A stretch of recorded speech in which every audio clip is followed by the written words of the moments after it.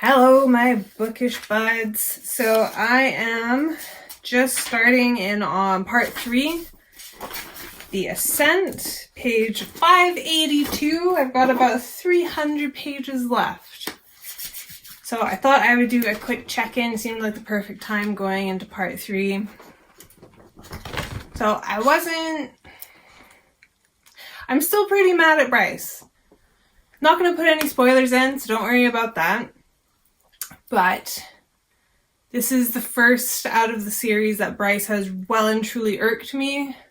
And she's still not quite redeemed herself in my eyes yet. The pacing of this book, I don't know. It feels like a really different read compared to the first 2 books. Just really different vibes from it. Like, I don't know. Seems like Sarah J. Maas was just really pissed off when she wrote it. That's what sort of comes across. Like she was really frustrated or something. I don't know. But I'm getting like just really weird vibes from it. Not sure how I feel about it. Still hoping for everything to kind of come full circle. I'm enjoying like some of the answers and stuff we're getting, but I don't know whether like the book needed to be split up or whether... I don't know. It feels like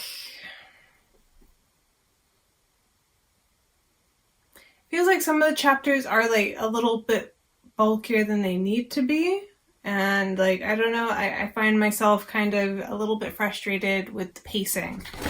Like getting to the point kind of thing. Like certain things have played out where it's like 20-30 pages when 15 pages would have done just fine.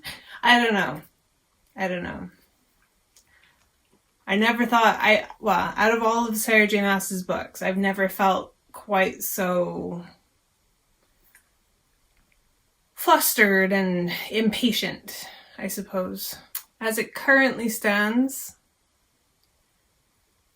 I think this book is it's currently sitting at sort of 3.75 stars compared to the rest of the books in the series, in my opinion.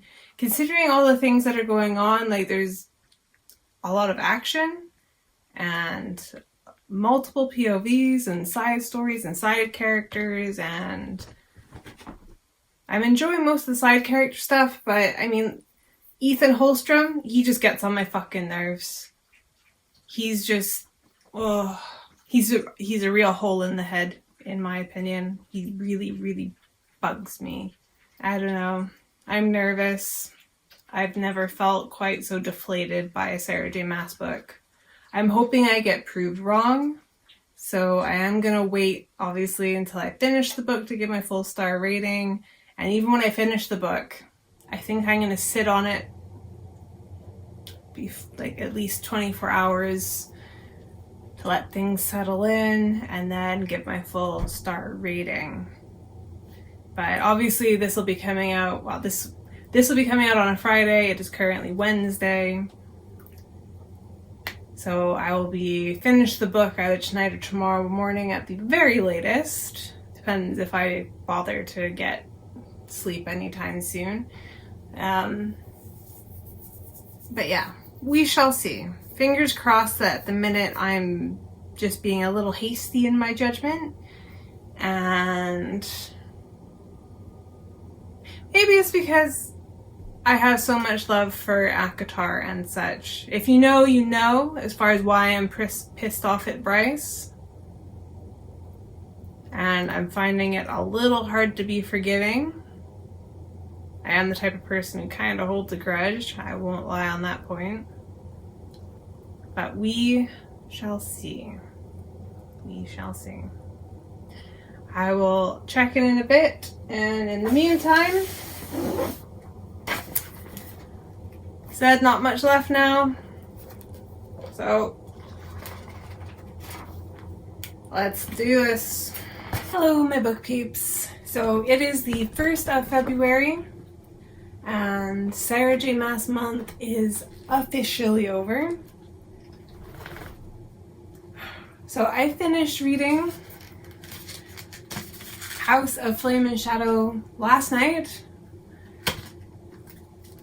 And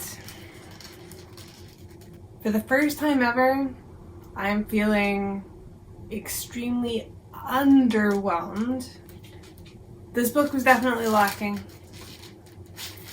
I mean, the way the last book ended, it almost feels like it was clickbait to ensure you bought this one, and then for those who were wanting or really excited about seeing the crossover in certain worlds and characters, you got maybe like that much of it out of all of that. And I kind of wish like some of the other, like, not just between Bryce and Hunt, but some of the side characters like Rune and Agent Daybright, stuff with Darian, like, I don't know, I expected so much more from the romance.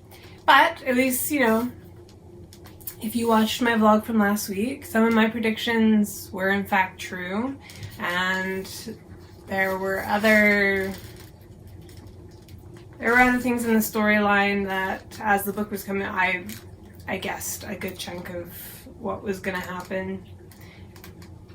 And I'm actually sad to say it became a little predictable.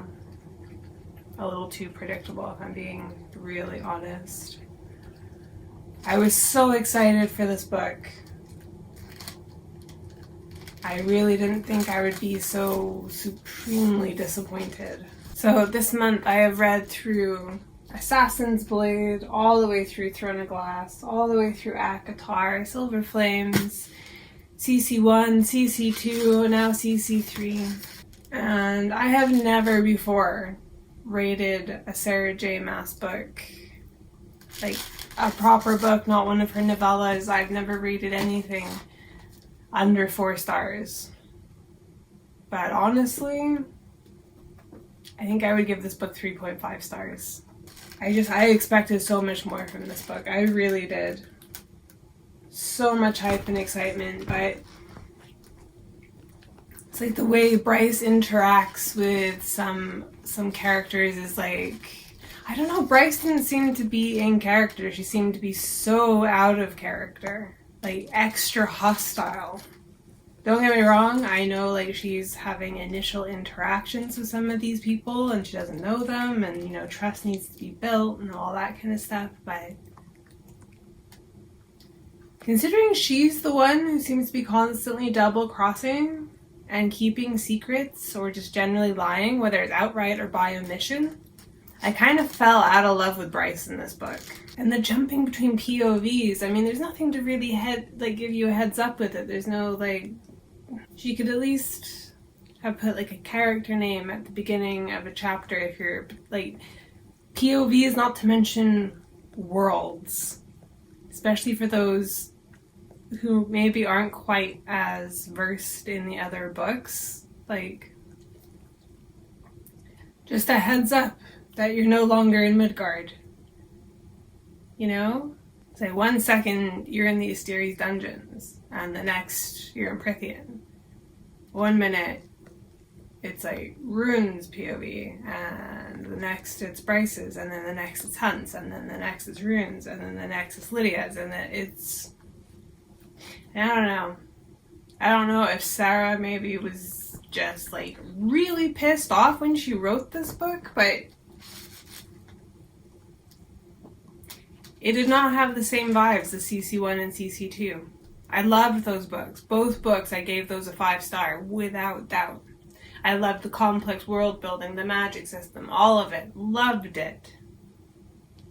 And this book just... Other than a couple sort of epic vengeful moments, it really did nothing for me. And I'm kind of a person who holds a grudge, so with Bryce being all like extra bitchy, it kind of made me want her to fail.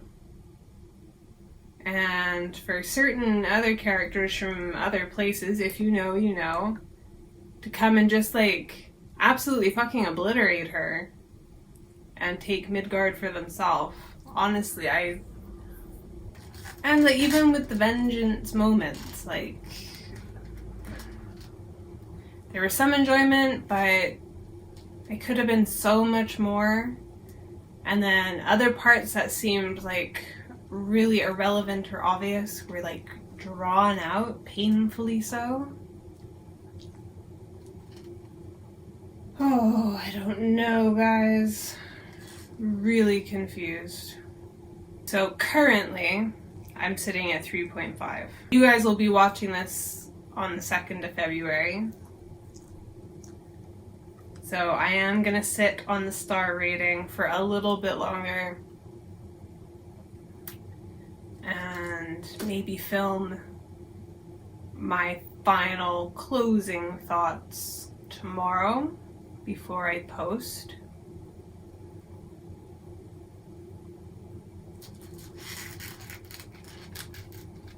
But yeah, that's where we're at currently. Underwhelmed, disappointed. The book was definitely lacking. And the writing tone just changed. Bryce and her behavior and attitude is just awful.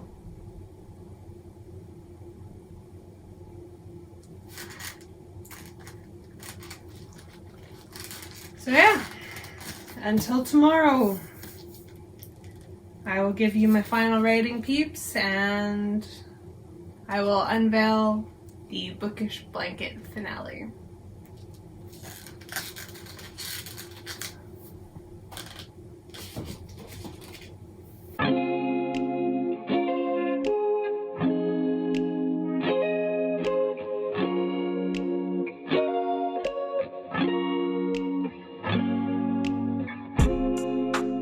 Hello besties!